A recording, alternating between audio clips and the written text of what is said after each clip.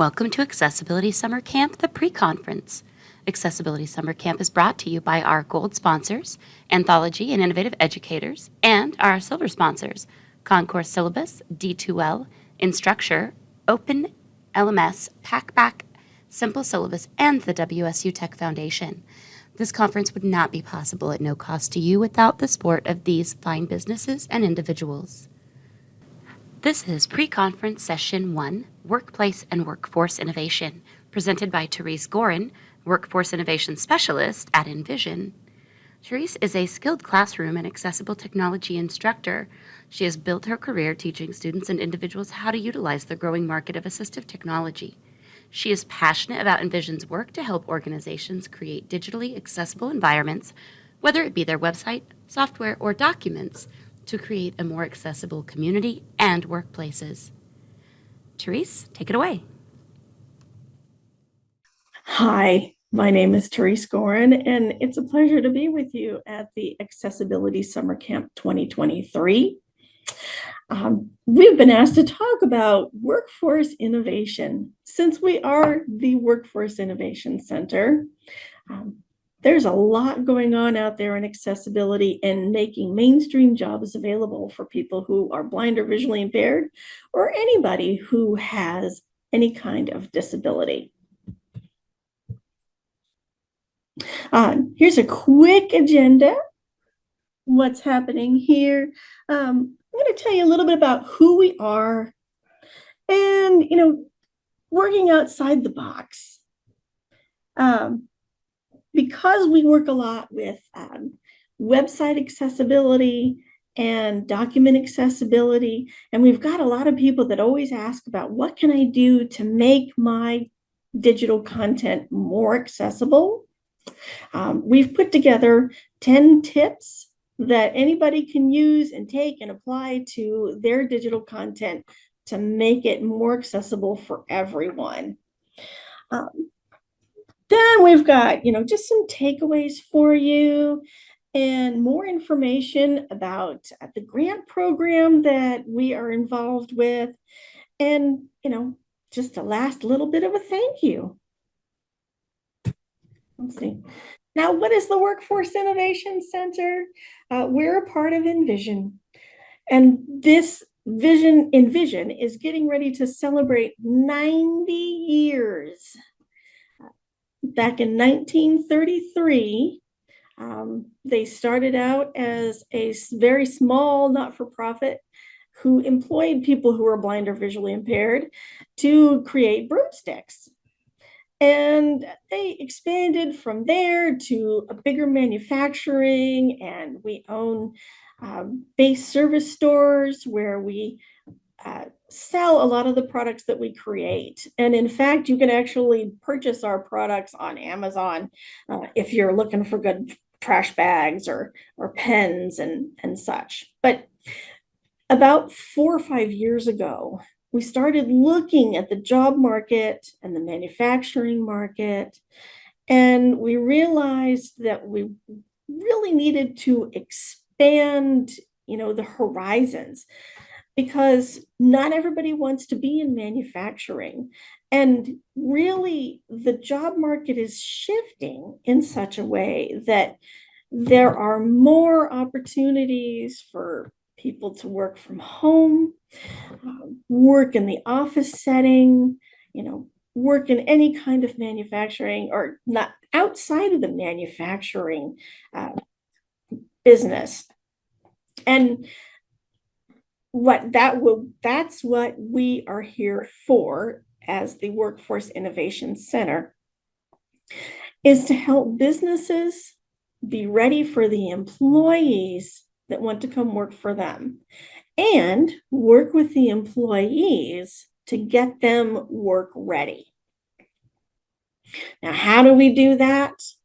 We offer training, corporate training, where we can come to your office or your organization, and we can share with you the latest in assistive technology and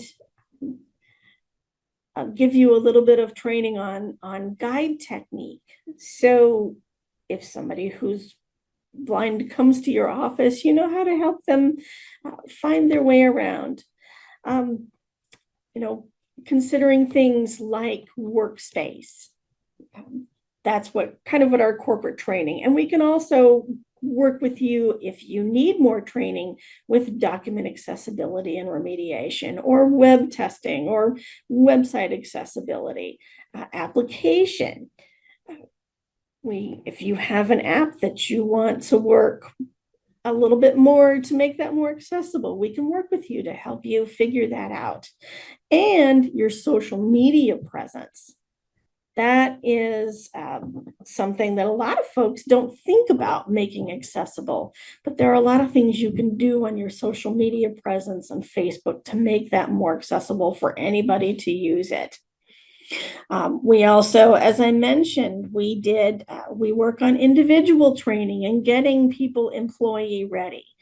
Here in May, we're going to begin classes that offer training on just how to use your AI device and how to use the AI features on your Android and your iPhone. That's going to be exciting because there are a lot of accessibility features that not everybody may use all the time, like having like voice control, or that completely runs your iPhone without actually having to touch it, using Siri to answer a call and hang up, or open applications for you, dictation, different things like that. So we're going to spend some time exploring that in these classes. And then later on this summer, we're going to look at offering classes like basic keyboarding, basic Windows navigation using JAWS and NVDA, navigating the web, and then learning Office products, learning how to use Word, get your email, even using Google and Outlook and all of the different email options that are out there.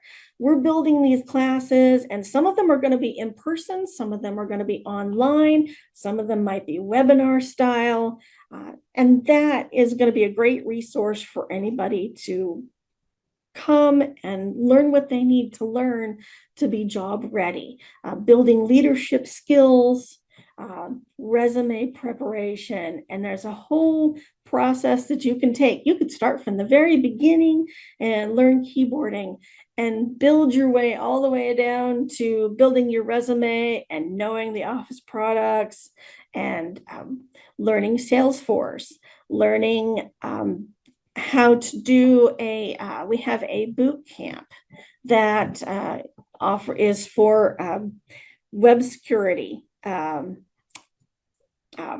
Security Plus and Net Plus. So that's another option for you. Just all kinds of things. We go into businesses. We work with them to make sure that their enterprise software is accessible so they could hire somebody who's blind or visually impaired.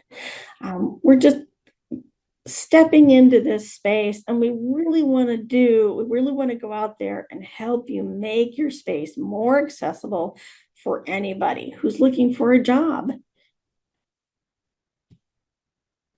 A little bit about me. That's my cat Lolly on my back. For some reason, she likes to lay back there. I have been in the accessibility field for about 20 years now. I guess, gosh, going on a little more than that now. As an accessibility specialist, and now within the last year, I've become the senior accessibility analyst here at the Innovation Center. I spend a lot of time training folks on how to use their devices in our rehabilitation clinic that we have here at Envision. And I work with kids at the Level Up program that we have every summer, teaching them their tech, helping them understand the products that they access at school every year. And that's why we want to expand that into the adult space, because we have a lot of folks that come up and say, hey, I love what you're doing with the kids. We want to do it with the adults, which is why we're doing developing the training programs as well. And that's just a little bit about me. Okay, now why should we think outside the box? There have been a lot of really good inventions that have come up over the years that have made people think, I don't think that's a good idea. Why are you doing that? It doesn't make any sense. It's not going to help me. But, take, for example, the curb cutouts. And you may have, when you've heard of it, you thought, that ain't going to do me anything for me. It's not going to be helpful. And that was specifically, for wheelchairs. But, you have people who have strollers, people who are using suitcases, people that are rolling carts. And it has turned out that those curb cutouts have been a much bigger help for the mainstream than just the people in the disability community. You look at things like, what innovations could be created, for the disability community. Let's take, for example, clothes or shoes. You look at the Nike Corporation. They created what they call fly ease shoes. And that's the shoes that don't have the laces, whether they zip, whether they have the expandable or the elastic laces. Just shoes that you don't have to tie, that you can put your feet into, fairly easily. Even Skechers, when they came up with those where you can just slide your feet into it, those weren't created necessarily for the mainstream. In the case of the Fly Ease shoes for Nike, they had a gentleman who was a designer who had a stroke, lost the use of one side of their body, and they needed an easier way to get their shoes on. So they came up with this Fly Ease format, so they didn't have to struggle with getting their shoes on. And now every shoe that Nike creates is available in this Fly Ease style. And some of their shoes actually have the zipper in the back. So if you have more difficulty getting your shoes on, then the elastic band isn't going to be quite as helpful and you're still struggling. You can buy shoes with the zipper in the back. We all thought that was a cute design on our sandals. That was actually created for someone who was struggling getting their shoes on, not being able, didn't have the motor skills to get their shoes on correctly. There are some clothes that have been created for this, and those are things that don't just benefit people with disabilities, they benefit everybody. So there's a lot of things that are out there that, if you think that's not going to be it for me, that's just going to be such a limited group of people, then you'd be amazed. I know of a project that's being worked on right now to help, the original thought was that it would work with cane users, white cane users who are blind or visually impaired. And this project was supposed to be kind of a GPS device that was attached to your cane that would help give you haptic feedback so you could find your way to where you were going. And that haptic feedback actually turned out to be such a really good thing that the project is kind of morphed from it just being something to be attached to a white cane as something that, just a little device that can be attached to anything. So anyone, like if you're a bike rider, or if you're a runner and you have a stroller, or if you're a runner and you don't have a stroller, and you can just put this little device on there, and you can get haptic feedback as you're going. The same thing is available on, say, your Apple Watch or your phone, or but what if you didn't want something that was quite as expensive as that, and this little device was going to be it? So it's still in progress, it's still a process of development, but it's going to be a really cool thing if it works, and it's going to help everybody, not just the people with disabilities. So, if you take your time and you think outside the box, what can I do? What can be done? What's useful? There's all kinds of crazy things that have come up that you just never know might be helpful to somebody, not just with a disability, but to everybody. Now, I know that we were talking about innovation here, but just in the last little bit, we've gotten a lot of questions about, document remediation and website remediation, and how in the heck can I make my stuff more accessible? We've found 10 easy ways to make your content accessible without having to be an expert. And we're just going to go through some of these things. We might have a couple of demos to show you. We'll just jump right in and see where we go here. Okay. The first tip is add a title.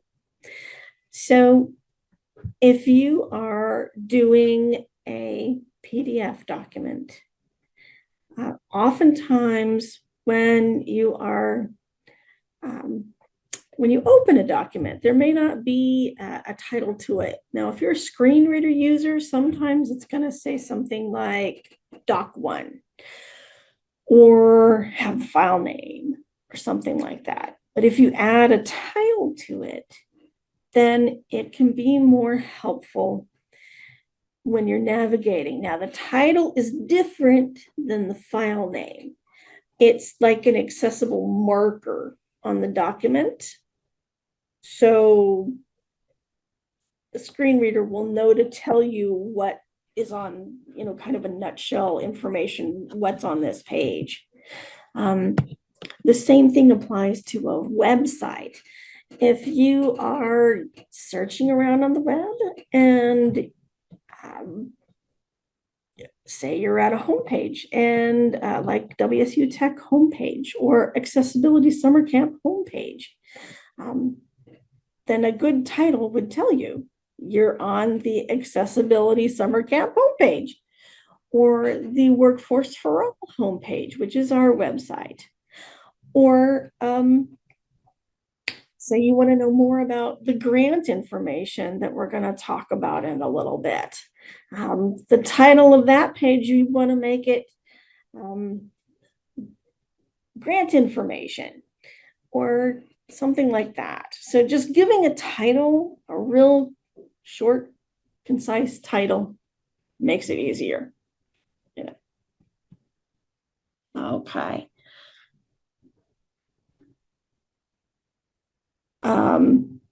Remember to use alt text. Now, when you're using alt text, you can remember these two things. What are you trying to say? And what's the story you want to tell? And what is in the picture? I guess those are three things. And just being able to give that information. I've actually, I tested a website recently where I looked at the web page and there was a whole bunch of pictures of headshots. And instead of having the names of the people in the headshot, it just went through and said, when I tabbed my screen reader through it, it said headshot, headshot, headshot, headshot, headshot. Not really helpful information, huh? So consider what your information is, what you want to tell in that picture. I've even seen alt text that says alt equals image. So the alt text said image, but it didn't tell you what was in the image. Now, what you can do, if it doesn't mean anything, isn't important, then you can just mark it as alt text, or not alt text, but decorative. Okay. Use headings. Headings are going to be a really helpful way to navigate a web page or to navigate a document. Now, just as an example, I've created a document here. And this document here there are several things going on with this document here. But up at the top, there are no headings on this page. So if I'm trying to find my way around in here, and it's a pretty short document, so you probably don't need headings on here, but you might want to consider it. And you're going to have to navigate through the whole page. And usually if you have vision and you're looking at a page, you're not going to necessarily read everything all at once. You might just kind of scan here and there to see what's going on. So I'm going to go ahead and turn on JAWS here. Okay. JAWS ask demo doc.pdf-adobe. Okay, we're going to stop that talking. So if I hit my letter H, which is a shortcut key that you can use while you're navigating web pages and stuff, I'm going to see if it gives me anything. H. So H. I can hit H till the cows come home, and there really isn't any information that it's going to give me. Let's see. Now, if I'm on a page Tabs container that has headings on it, this is a corrected version of the document that I just showed you. And it has what we call tags in it. And usually if you're creating a document, you should probably start it out creating in Word or Excel or whatever, the native program that you're working in. In Microsoft Office, you can actually convert it to PDF, and then it will automatically tag it for you, but you've got to set the document up correctly. So if I'm on this page where it's at, I can hit my letter H. Workplace and Workforce Innovation heading level 1. And it gives me the heading. So it's the bigger heading. Usually you want to start with a heading level 1, which is always helpful. That usually is at the top of the page, and that takes you to the main piece of the information on the document. So I'm going to hit my letter H again, and we'll see if there's any more headings on this page. Grant funding available heading level 2. Okay, great. So there's more information. And I skipped over all this main section, the top section that I didn't really want to hear about. Let's see if there's any more headings. Want to know more? Heading level 2. Okay. So there's another, and you can make heading levels below heading level 1 at the same heading level, but you can break that down even more. I wouldn't suggest you break it down too much. Usually, beyond heading 6, that wouldn't work. It wouldn't work. It'd be fine, but it would be really busy, and it would be a little bit too much of a breakdown. Usually if you do heading levels between 1 and 4, then it breaks down. It's better. Let's go back. Let's see what other things. PowerPoint slideshow slide. Okay. Now I'm going to get out of JAWS. Okay. Unloading JAWS. Enter. Ready. Slide. There you go. Because he can talk a lot. Okay. All right. Avoid excessive bullet levels.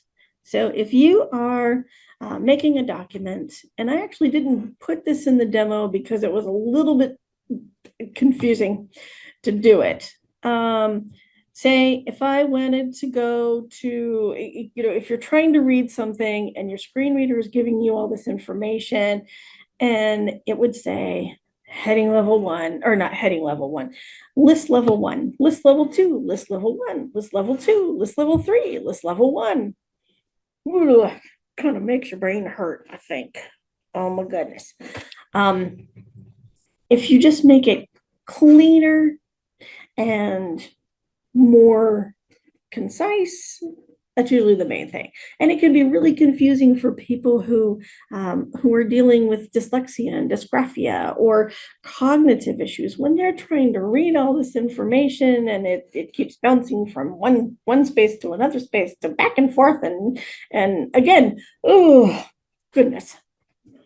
Connor, where's your brain at? Okay. If you use descriptive links,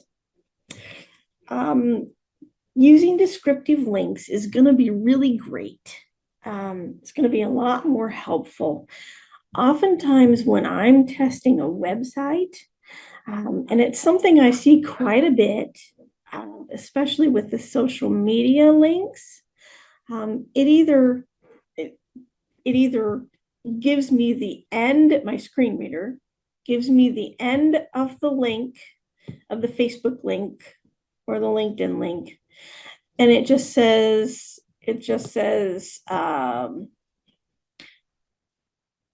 workforce for all link, or the last, whatever the link is, it gives you the end of the link. Sometimes I see it where I navigate through when it says link, link, link, link. Now, Accessibility Summer Camp and WSU Tech, they're all awesome. So they don't need to fix any of that. So if you go to their website, it's going to be clear, just absolutely clear. Also, if you paste links that are just like this one posted here, where it might just give you the entire link, the http://www. And that can make your brain hurt too. Sometimes those can come in handy if you're on a paper document and you have to copy the link somewhere and put it in. But if you are in a digital document, making a hyperlink is going to make it so much easier. And make sure when you're doing these hyperlinks that you make them complete, because I've run into a lot of situations too where I'm using I'm using my tab key, which is another shortcut key to navigate around. I can do a whole session on shortcut keys. But if you're using your tab key to navigate through the page, and you do click here and click here and click here and click here, and it's all for different articles, say on a blog, or if you're on a purchasing website, or a grocery store or something, and or even I've even seen add to cart, and it's all different items, but you don't know what you're adding to your cart, so you never know. I may get a basket full of liver and onions when I'm really looking for some Dove chocolates. Or get the wrong size of shirt that you're looking for. But if you do something just as simple as more, I've set this up to say click here, and then the link is actually more information about grants, and that gives you more precise, to the point And it's going to be a hyperlink that you can click on when you're looking at the PDF copy of this and or the PowerPoint here. You can actually click on the link. It's live and it takes you where you need to go to get more information. That is just a whole lot easier than having the whole native link in there.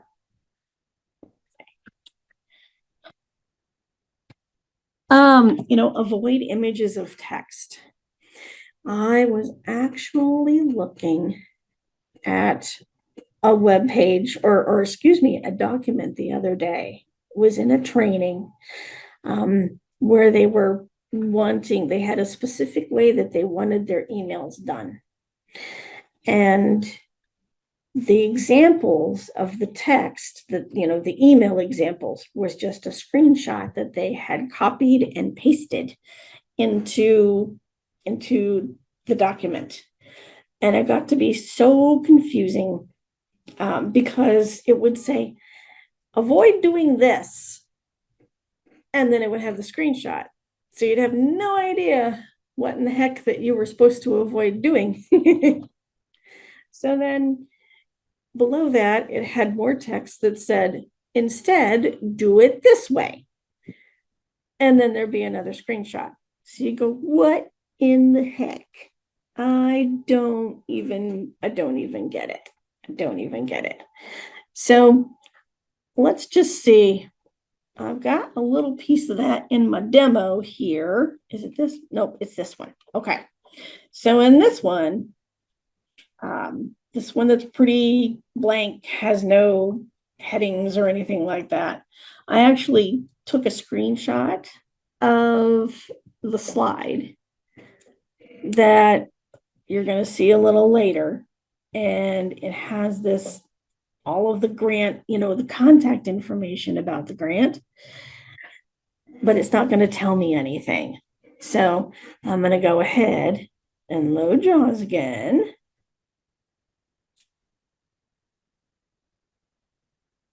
Give that JAWS just a minute. demo.pdf dash. Okay, so we've got that. I'll make sure we're focused on the right spot. So I'm going to go back to my top here. And blank. It's not going to tell me nothing. Let's see. Okay. All right. Blank. It actually doesn't see any of the text. Blank. What do you know about that? Yeah. Ask demo fixed.pdf. And that's the fixed one. Blank. Well, that can happen too. If you save your PDF without the accessibility box checked, then it will convert it and not put any tags in it. And it kind of sees it as an image instead of an actual PDF with all of the information. Let's see if we can fix that. Let's see. I'm going to see if we can't get us some more information here. Okay. Now, I'm kind of getting off the beaten path here, but let's see if we can't fix this. Okay. Let's see. Okay. Okay. Okay. Well, there's that. It's actually not. JAWS is just not reading this correctly. It does see the text and it sees the image, but there's no way to tell that it's there. There's no way to access the information there. And you just have no idea what the grant information is. It's just going to tell you, hey. Blank. Just going to tell you, hey. I think I have a little pop-up here that I need to make go away. We don't want to do that. We don't need to request a signature. Okay, there we go. So now, every time you have text, you need to make sure, text and an image, you need to make sure that it is available somewhere else on the page so you can read the text. So now Add on tabs this can document here, I've actually copied and pasted all of the text. So if you are to, list of 3 items. Bullet website accessibility. okay, there's my list. I'm going to keep arrowing down here. Bullet corporate bullet individual technic list end. For more information, please contact Emily Hurst Mikapakala. Okay, I put those in the same line. So it's actually reading them at the same time. But the information is there and it's visible and it's logical and you can access it, and it's going to be a whole lot easier to find the information in that page. Ready. Slide Okay. 13 dash dash. Okay. So I'm going to go ahead and get out of JAWS again because I don't think I'm going to go back in there again. All right. Unloading JAWS. Enter. Ready. There you go. All right. So let's see. Okay. A lot of times I see in the, when there's information of text, I've gotten tons of emails that had all of the information for the web, the people that send out the web page. It has all of the header information. It's there. It's accessible. All of the links are separate and everything. But the main piece of the email just said click link. So I got an email the other day that said, here is important information about your upcoming mailing. And then I got to the actual message and it said, click link. That didn't really help me out much. I had to get somebody to read that one to me. So it kind of, when you do stuff like that, it kind of takes away the independence. Let me see. Keep tables simple.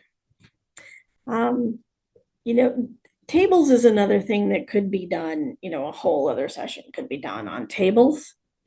Tables is, they can be really busy.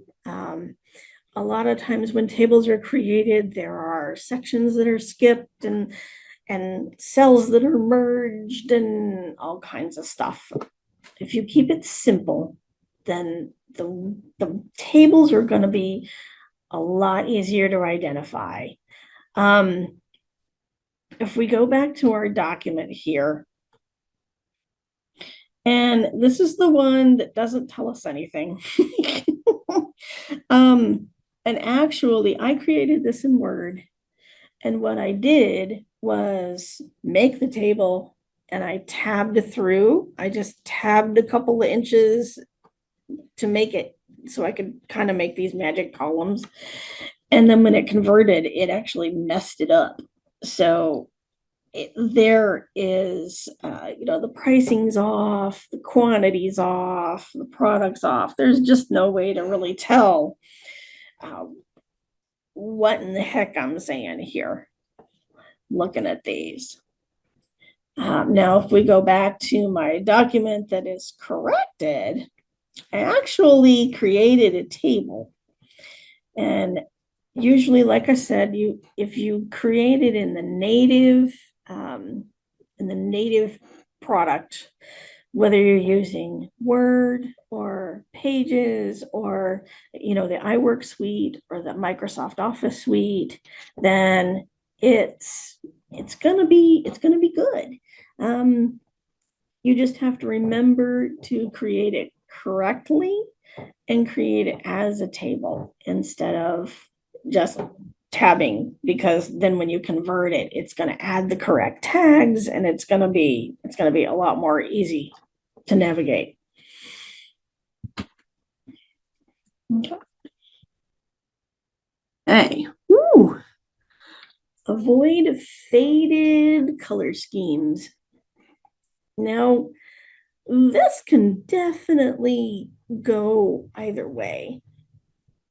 when you're using, colors that are close to each other, and this is whether you're doing graphics or if you're doing text or text over an image or what have you. A lot of times I see maps that are pasted into documents or pasted into documents or pasted into websites where the street names are, or the lines for the street names are, the streets are a pale blue and the background is like a beige, and it kind of makes it difficult to see it. Now, the general rule of thumb for text that is 17 point or smaller or 14 point bold or smaller has to have a contrast ratio of 4.5 to 1 with the background. And the text that's 18 point or larger, 18 point or larger, or 14 point bold and larger can be 3 to 1. So that is the rule of thumb when you consider doing color contrast for text.